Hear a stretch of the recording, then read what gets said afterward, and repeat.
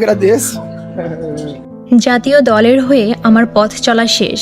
আমি ইতিহাস গড়েছি। আমি খুব খুশি ছিলাম। হলুদ জার্সির জন্য আমি আমার রক্ত, জীবন সবকিছু দিয়ে লড়েছি, কিন্তু এখন আর এসব চাই না। কাঁপা কাঁপা কণ্ঠে এই কথাগুলো বলতে নেইমারের কতটা কষ্ট হয়েছিল তা কে জানে। তবে ব্রাজিলিয়ান তারকার বলা প্রতিটি লাইনেই হৃদয় টুকরো টুকরো হয়ে যাওয়ার কথা ব্রাজিল ফ্যানদের। কারণ একটা প্রজন্ম বড়ই হয়েছে নেইমারকে হলুদ জার্সিতে দেখে, যা আর কখনোই দেখা মিলবে না। 26 বিশ্বকাপে ব্রাজিল যখন দল ঘোষণা করে তখন নেইমারের নামটা উচ্চারণ করতেই বিশ্বজুড়ে ছড়িয়ে পড়েছিল আনন্দের। তবে বিশ্বকাপটা ভালো কাটেনি নেইমারের। বলতে গেলে দলের জন্য কিছু করার সুযোগই তিনি পাননি। বিশ্বকাপ থেকে ব্রাজিল বিদায় নেওয়ার পর সন্তোষ তারকা বলেছিলেন সেলেসাউদের হয়ে আর তার যাত্রা এখানেই শেষ।